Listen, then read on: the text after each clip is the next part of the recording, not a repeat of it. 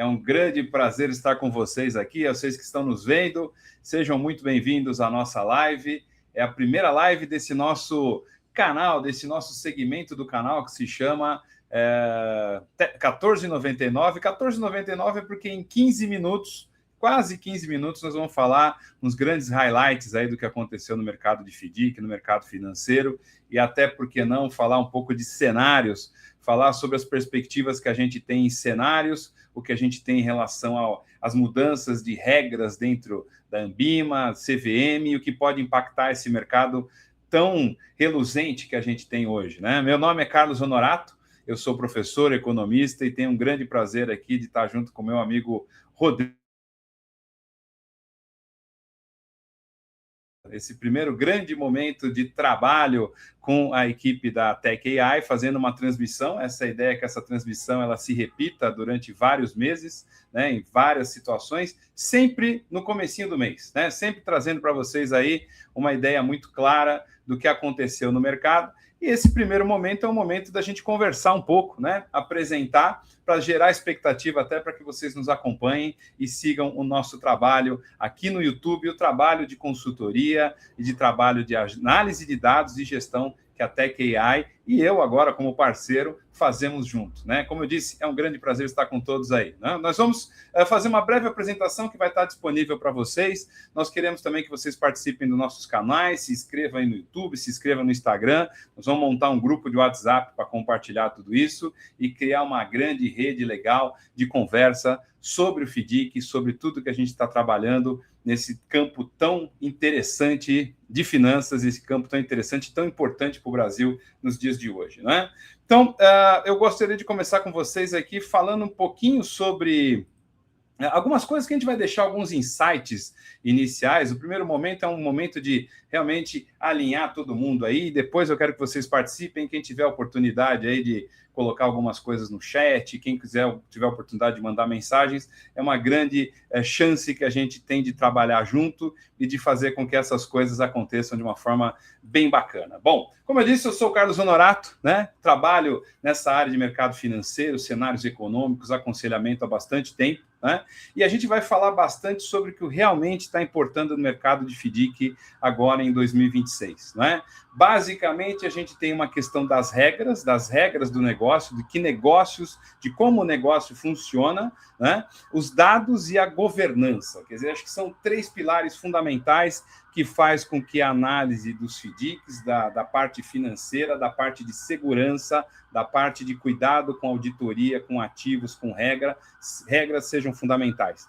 A gente está vendo aí uma série de problemas que tem acontecido com o Banco Master, que tem acontecido com outras entidades que não são cuidadosas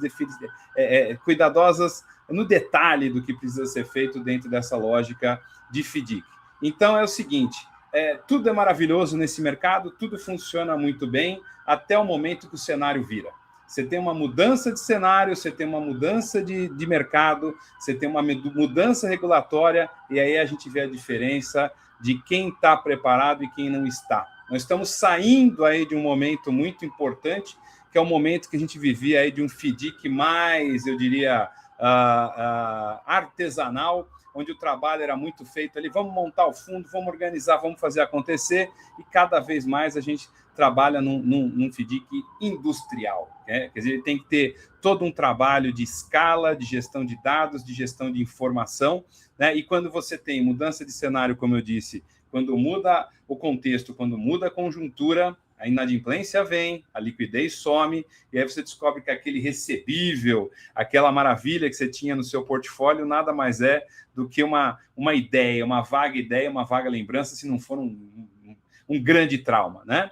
Então, a gente tem que pensar assim, o que está mudando nesses últimos momentos, nesses polos dos dados, da regulação, e o que a gente precisa fazer, né? E ver quem está mandando no jogo e como que esse pessoal que manda no jogo está fazendo acontecer, né? Basicamente, a gente fala aqui de CVM, a gente fala de Anbima, né? A gente fala de Banco Central. Banco Central não é diretamente relacionado a esse segmento, mas ele tem um papel muito relevante porque ele mexe com os segmentos que têm alguma coisa a ver com o FDIC, né? Então, de repente, você tem uma carteira de um determinado setor, de um determinado segmento, alguma coisa que está mais relacionada a essa parte de regulação que passa pelo Banco Central, então a gente tem que ser cuidadoso. E algumas coisas têm cada vez mais se tornado relevantes, quer dizer, o mercado cada vez tem mais rastreabilidade, mais padronização, mais validação e tem que ter menos zona cinzenta. Se você quer fazer um trabalho sério nesse segmento,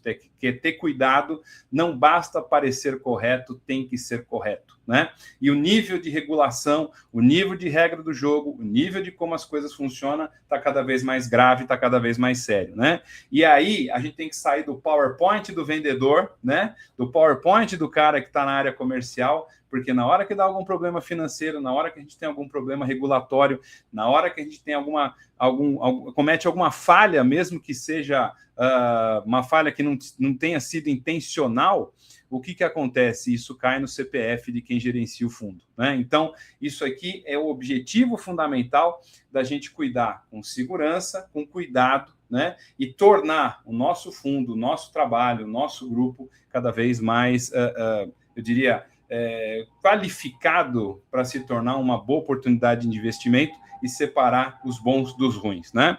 Sempre lembrando que isso aqui não é uma opção e uma opinião de como a gente deve investir, e sim é muito mais um grande painel do que está acontecendo nesse mercado de fundos, né? Então, basicamente, como eu disse, o mapa do poder está aí, CVM, Banco Central e Anbima, cada um tem o seu papel, né? A CVM é o papel regulatório mais forte, a Anbima faz uma autorregulação antes que o problema chegue, né? E isso é muito importante, porque, de uma certa maneira, eu diria, corporativa, né? Essas associações, essas entidades são muito importantes. Então, a CVM supervisiona os fundos, explica como tem que ser reportado, e cada vez mais essa regra é mais firme.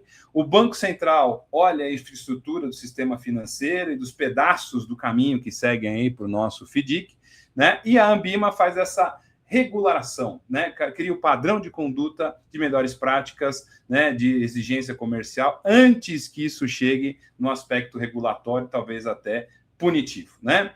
Como eu disse, o administrador é o responsável pelo fundo, ele é o cara que faz com que as coisas aconteçam, ele tem que ter muita atenção. Então, o que está acontecendo agora não é que a gente tem muito mais regra, a gente tem mais regra sim, mas é uma mudança de regime, né? A gente está indo para um regime onde o volume desse mercado, que pode chegar a 1 trilhão em alguns meses, né? Até fim do ano, começo do ano que vem, quer dizer, é um mercado gigantesco de grandes oportunidades, mas que, como qualquer mercado, tem aqueles que não têm as práticas mais adequadas. E como um mercado que envolve muitos recursos e riscos, ele precisa cada vez mais desse processo regulatório, né?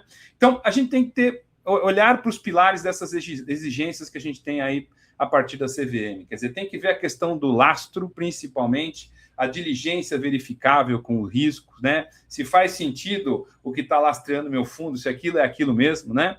Se o recebimento que eu tenho é rastreável, conciliável e auditável, né? Para que eu não esteja recebendo espuma e essa espuma suma com o tempo, né? A questão das garantias, porque a gente acha assim, não, eu tenho garantias, beleza, tranquilo, o meu fundo flui bem. Só que na hora de executar as garantias é que são elas. Cai no judiciário, cai no tributário, cai nas dificuldades de executar, e aquilo que parecia uma garantia não tem a liquidez necessária para eu usar no momento em que eu preciso efetivamente usar, né? E a estrutura, quer dizer, como que eu estruturo tudo isso de forma que seja altamente equilibrável e sustentável sobre a perspectiva do mercado, né? O quanto que as pessoas estão olhando para mim e dizem, realmente você tem uma estrutura que faz sentido, é um negócio aplicável, que vale a gente investir, e ele tem um suporte, tem uma característica de sustentabilidade do ponto de vista financeiro, né? Então, aquela coisa, o lastro, ele é uma evidência, ele não é fé, né? Tem que ter critérios claros, tem que ter evidências documentais, tem que ter explicação da auditoria, né? Então, de novo, não basta ser honesto, não basta ser bacana, tem que parecer bacana, né? Não basta ter o documento. Documento ruim é só papel caro. né? Se você tem um documento que diz que faz o seu lastro e não faz, ele acaba sendo um problema. E hoje você tem diversos métodos de análise, de amostra, né? Que você consegue demonstrar que tudo aquilo que você tem efetivamente se garante, né? Então, primeira dica, lastro e evidência, não fé, né? O fluxo. Fluxo é o coração do fundo, é o coração do que faz as coisas funcionarem, né? Então, se você tem um cenário estressado, e esse ano tem tudo para ser um cenário estressado, né? Porque a gente tem eleições, Copa do Mundo não conta, né? Mas a gente tem eleições, a gente tem o Trump, cada dia que ele acorda de um jeito diferente, né? Você tem a Bolsa, no dia que a gente está fazendo essa live aqui, no movimento de crescimento, quer dizer, você tem diversos elementos aí que compõem efetivamente um risco, né? Então, quando o fluxo não está bem feito e o cenário estressa, você corre o risco de quebrar a operação, você quebra a cobrança, você quebra a conciliação, você quebra a governança, né? Quer dizer, a exigência fundamental que a gente tem da CVM é o que o dinheiro tem que cair onde ele tem que cair. O fluxo financeiro tem que ser estável do início até o fim, né? E a conciliação é parte fundamental do produto. É até princípio contábil básico. Eu tenho que conseguir conciliar isso de uma forma absolutamente plena, né? O informe mensal, quer dizer, a partir de agora você tem todo esse processo de informação, né, e informação regular e tradicional para o mercado, para as entidades, principalmente CVM, você tem que manter essa informação muito clara. Então, você tem que ter um cadastro bem feito, você tem que identificar as informações, você tem que ter as suas subclasses, você tem que saber quem são os sacados, os relacionamentos, né? Você tem que ter governança de dados, e aí que eu acho que a Tech AI tem um produto maravilhoso, que é o nosso produto aí relacionado à FDIC, onde você tem efetivamente essa prática do quê? De organizar a informação e ter capacidade, até com o apoio da inteligência artificial, de melhorar a sua gestão operacional do seu fundo e também a sua previsibilidade. Quer dizer, você consegue embutir a inteligência artificial, gerar cenários, você tem uma série de oportunidades dentro dessa nossa ferramenta que expande o universo de gestão. Não só aquela gestão que tem que ter, que é regulatória, que é importante, mas você também olhar para o futuro, olhar para a qualidade do fundo. E, principalmente, criar uma trilha de auditoria muito bem feita. A gente tem observado aí no que tem acontecido nessa crise recente, né, principalmente do Banco Master, é que a auditoria não consegue rastrear ou não consegue encontrar os perfis ideais dentro do fluxo que você precisa ter ali, dos processos que são regulamentados, regulares e auditados, né? Então, você tem que ter realmente boas práticas de contabilidade para que essas boas práticas se transformem em melhores resultados em auditoria, porque as auditorias são sempre tensas, são sempre perigosas, né? Que mais?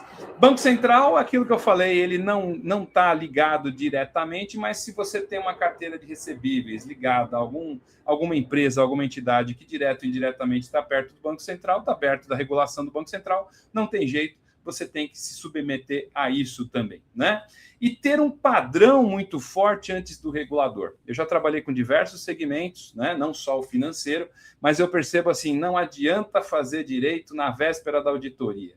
O segredo é você fazer direito sempre, porque quando chega a auditoria, a coisa é muito mais fácil, funciona muito melhor, né? Essa ilusão que a gente tem, que a gente vai arrumar o armário antes de aparecer alguém, isso não acontece se você não tiver o hábito, efetivamente, de arrumar o armário. Então, a disciplina de liquidez, né? Não adianta você ser um fundo com grandes projeções, com grande rentabilidade, porque se você não tiver liquidez, você está morto no momento de estresse, né? E a transparência da taxa. Quanto custa, quem ganha, por que ganha, o que o investidor ganha, quais são as classes que eu tenho, isso é fundamental. Transparência é a palavrinha que está implícita em todo esse processo também, né? Então, quem precisa fazer o que nessa linha aí? O administrador, né, tem que ter conformidade, fluxo operacional, reporte consistente. O custodiante tem que ter o controle e a conciliação, né? Custódia não é só guardar, é provar que está certo, né? O distribuidor, a gente vê a crise da distribuição, né, tem que vender e explicar o que está vendendo, né? Quer dizer, o risco tem que ser explicado nesse momento. E isso que, em alguns momentos, foi o pecado capital que a gente teve recentemente. O gestor tem que ter uma tese de crédito, né? Quem que é, quais são os critérios, quais são os riscos? É acompanhamento, não é discurso, né? consultoria de crédito, quer dizer, uma responsabilidade técnica é um rastro de análise, né? Não é só um carimbo, é um vídeo, é um filme sobre o risco do indivíduo e de quem está trabalhando com vocês. E até entender a agência de rating, dependendo do seu nível, você ter um selinho ali garante muito mais a qualidade do que você está fazendo, né?